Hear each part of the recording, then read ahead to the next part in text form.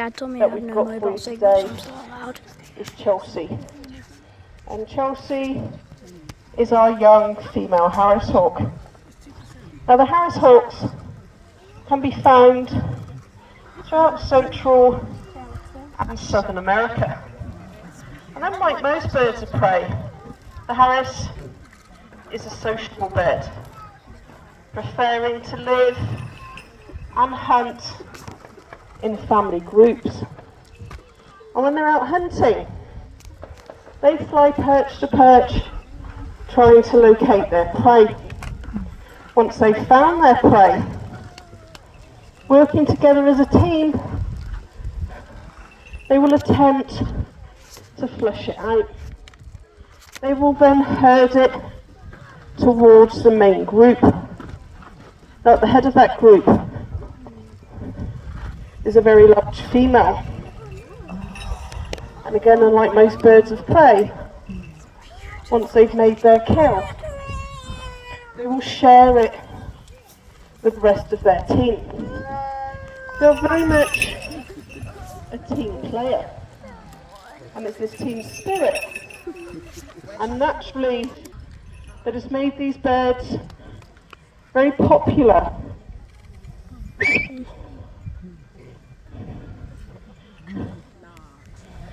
teenagers. They're very popular within the world of I'm not quite sure why. Now there are probably, thank you, several hundred of these birds in this country, many being used in flying displays, many more being used, thank you, by the private falconer for hunting. And many of these people that choose to hunt with their hawks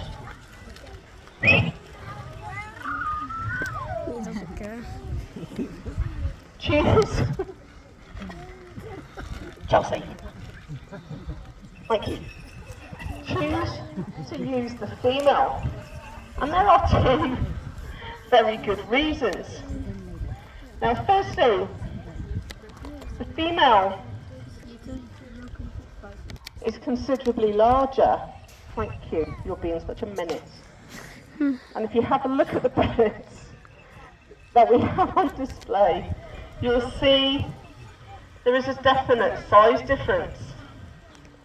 Females are also considered by many to be a little bit more aggressive. Now both these traits mean that she is capable of taking much larger prey. And as many of these falconers are using their birds to put food on the table, thank you, the bigger and better the hunter, the bigger and better the meal that falconer is going to get for his tea.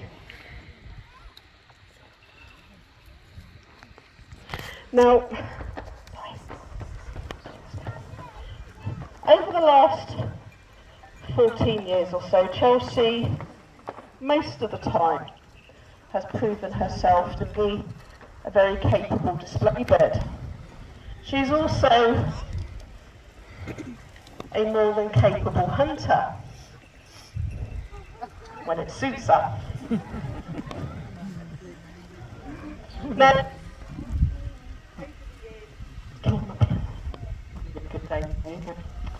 I don't know.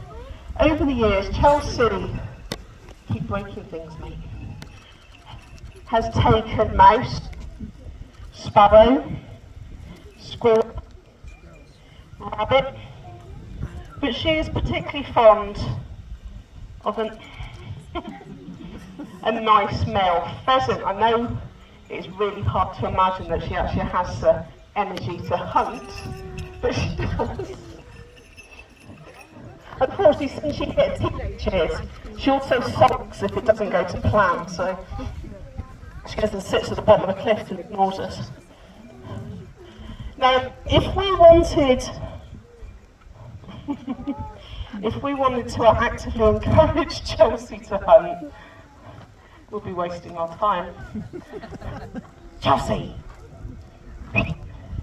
We would have to show her, thank you, just like her parents would. Throwing food at people now. Just like her parents would in the wild. So, if we were going to hunt, rabbit,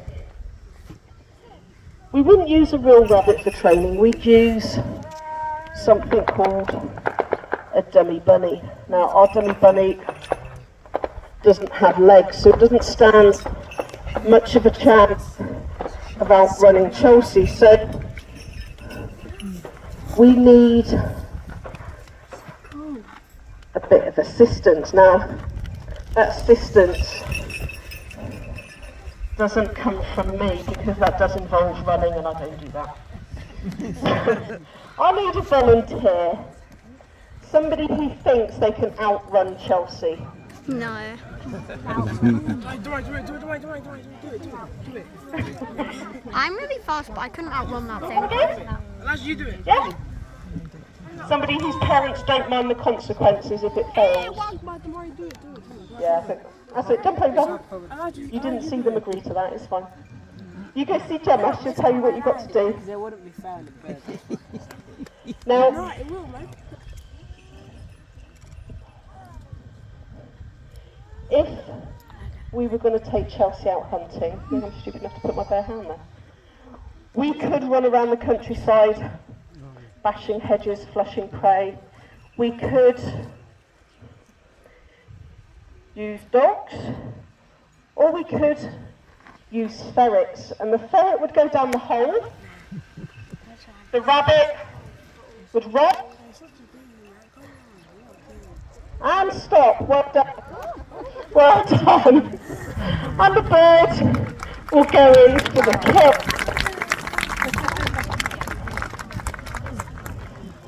So Chelsea has done exactly what she is designed to do. She has caught her prey.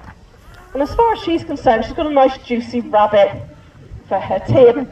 Round of applause for our bird runner. Thank you. He ran away before I could get his name. Now, traditional falconry is all about providing food for the family, preferably our family. And obviously to do that we have to encourage Chelsea to give up the bunny, and we do that by offering her a reward, one that hopefully she's going to keep to herself today.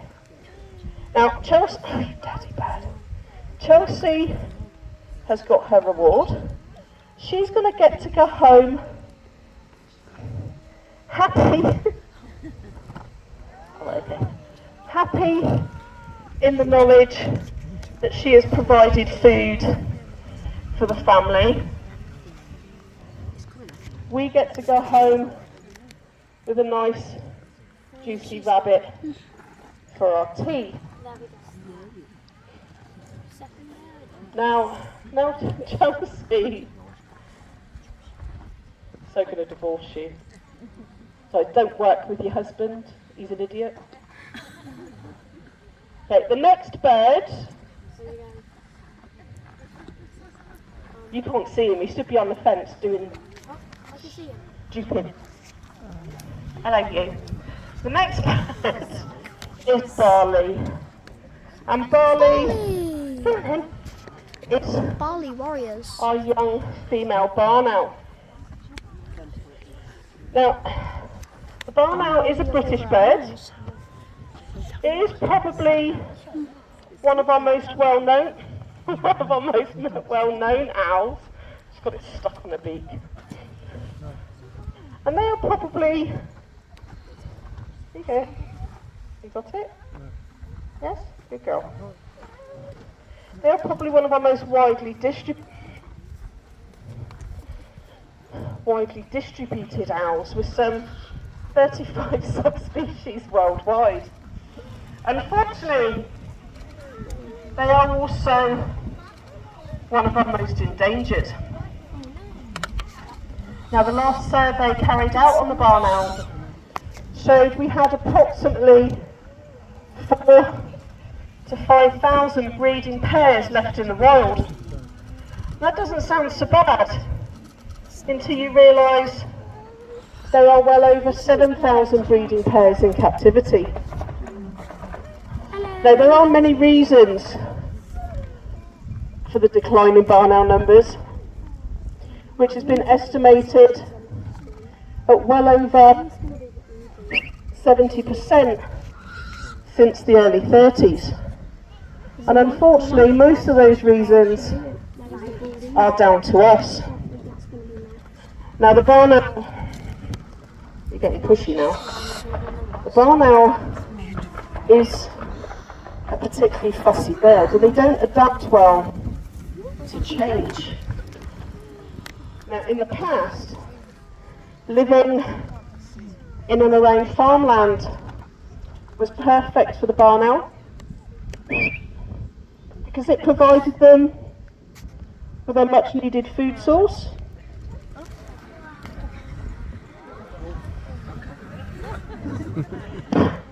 Perfect hunting ground. Which is going to land on your head then. You missed it, mate. Still here. And farmers were more than happy to have them around because they help control, thank you, the mouse and vole population that was died again.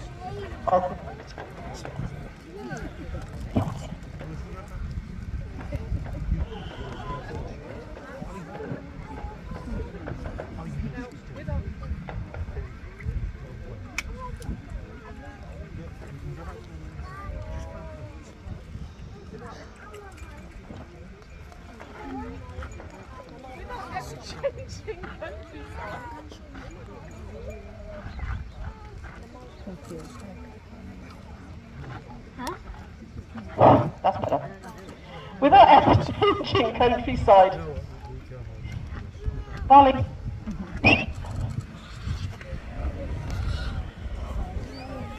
There we go. Farms are being converted and demolished. Touch your beak again. Hedgerows. I'm trying to help you. Hedgerows are being removed to make way for larger crop fields and allow access to much larger modern machinery. And more of our countryside is being turned over to housing estates. Now this has caused, I'm trying to be helpful here, a decline in the natural habitat for their preferred prey species, and in turn the starvation and death of many of our owls. Now, it's estimated that only 25% of all owls that hatch each year will actually survive to see their first birthday. Now, for those birds that do survive, they're having to look for alternative hunting ground. And the next best place to find the type of habitat that their prey species prefer are the grass-fed. Oh God, they're blind as a bat up close, they really are. Go on. Are the grass verges that way, alongside motorways and dual carriageways. Now these grass verges tend to remain relatively untouched. So they provide the ideal hunting ground. Next one's so much better. Unfortunately, it does bring with them its own problem. Because, as you may have noticed, the barn owl likes to fly low. They skim over the fields, up over the hedgerows, down into the long grass. And they are very food focused. So they are concentrating on their next meal. You need to leave now. Not the cars and lorries coming up the roads behind them. And when you consider that barley here weighs just 11 ounces. Oh, hello. There's not a lot of bird in there, so it doesn't take a lot to cause them harm. You don't even have to physically hit this bird with your vehicle to cause them injury. Much of the damage is caused by the draft coming off the side of your vehicle as you pass by.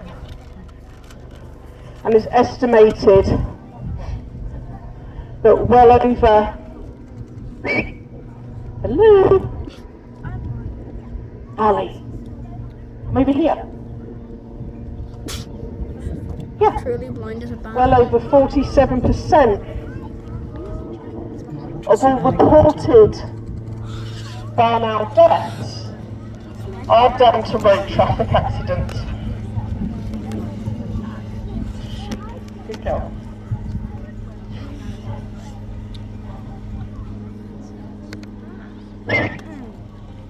Come on in. Polly. They're not going to feed you. You're being really stubborn, aren't you?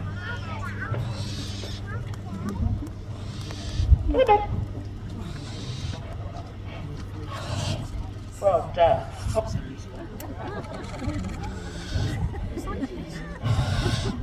She's being difficult because she knows she was a stand-in.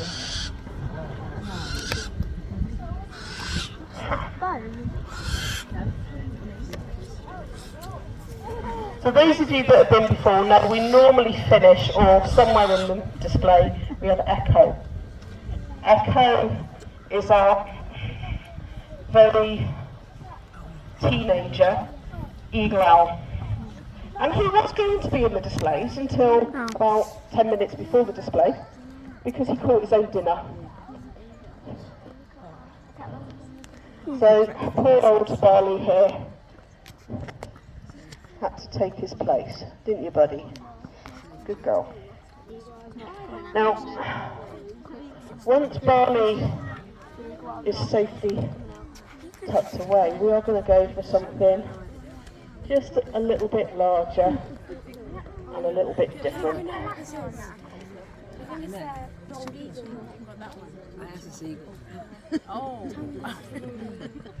Now, although we obviously have all our own birds of prey here, we do,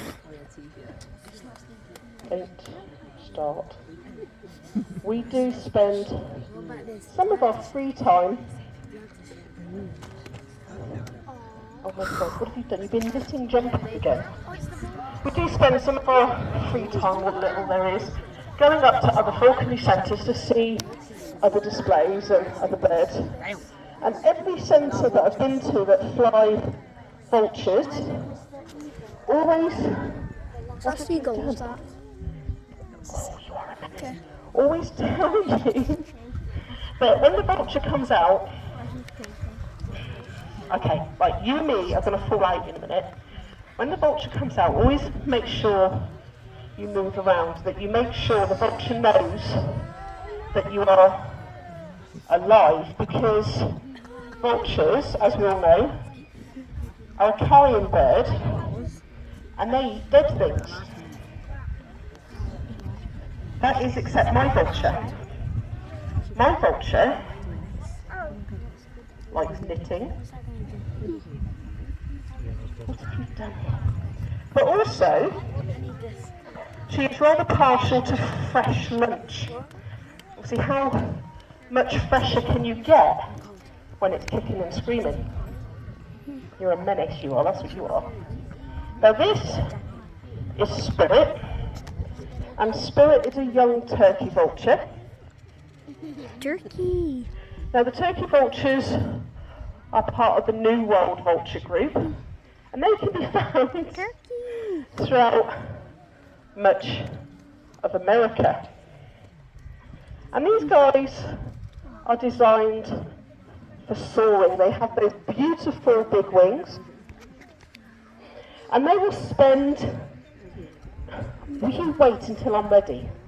They will spend their day soaring on the fells, waiting for their lunch. Now, luckily for us, these are not your typical bird of prey, so they don't have big, powerful talons, which is a good thing, since she spends most of her time trying to sit on my head.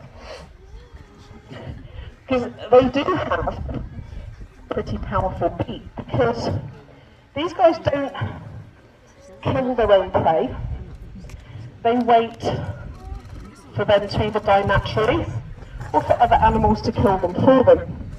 Now, with a typical bird of prey, the size of animal that it's going to be eating is going to be dependent on the size of their talons, because that's how they're going to kill it.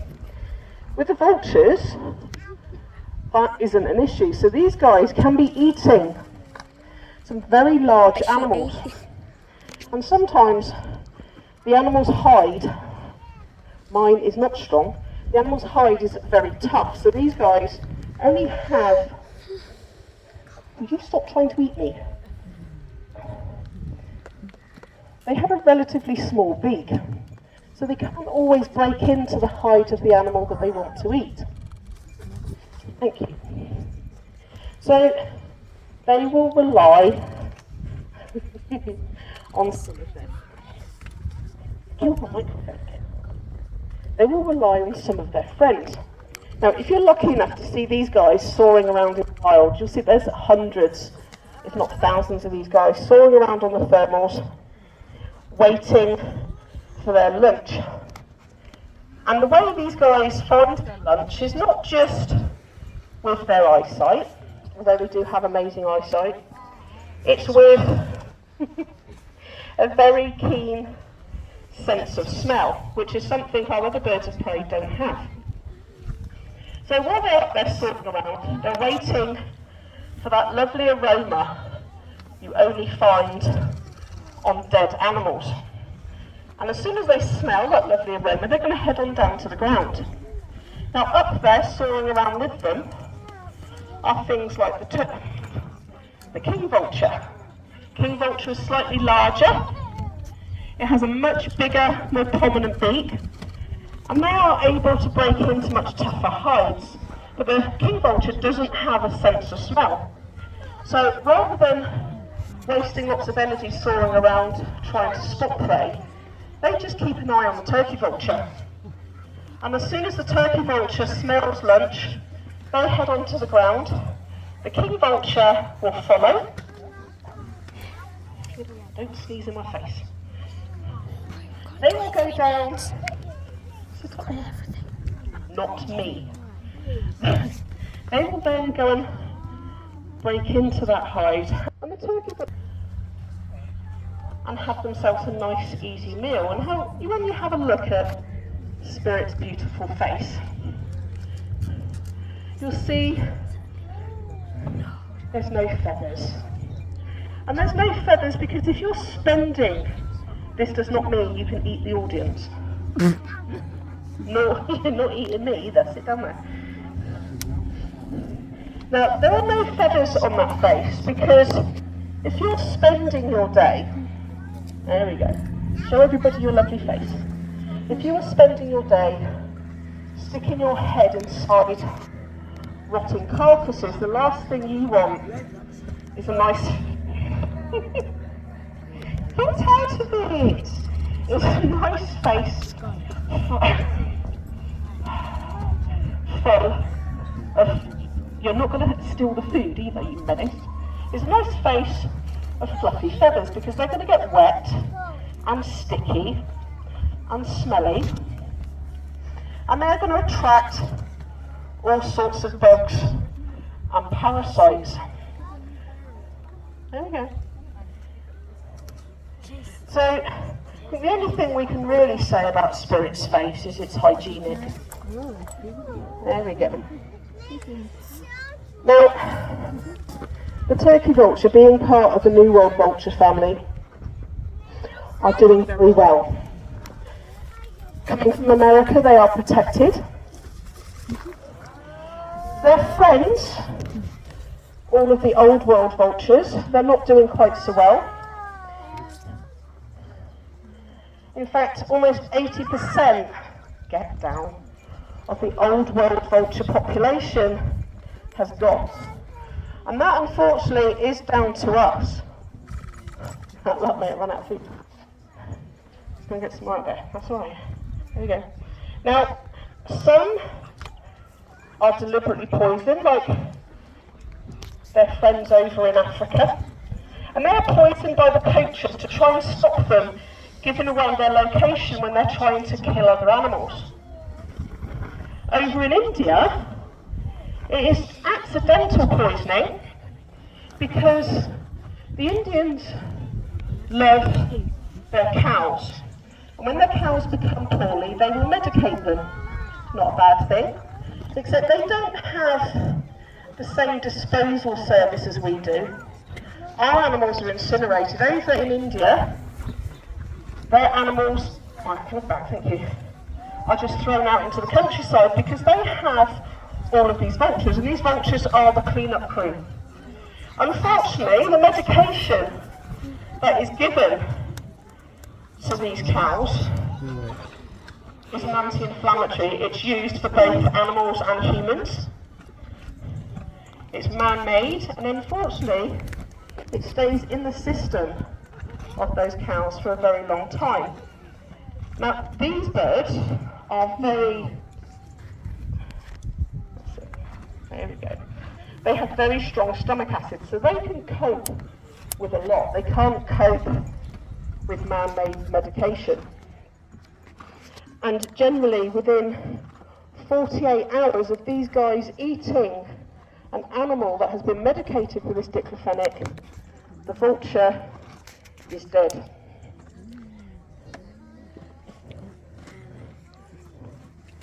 You are being a menace. Now, you sit up there and eat because you're making a mess now. We are here throughout the afternoon, so if you have any questions about any of our birds or any of the courses and experience days that we offer here at the centre, then please feel free to come and see us after the display. Any of you would like to have your picture taken holding one of the birds you've seen on display, then please do go see the guys in our little gift shop. And know that all the money we raise from the items in our little shop here up in the arena and the handlings with these birds, it's all going to go back to building them a nice new home, because this unfortunately is our last season here at the park. We are moving. Obviously, everything that you spend with us today is going to building them all new aviaries. So thank you all very much for your support, and please do enjoy the rest of your day.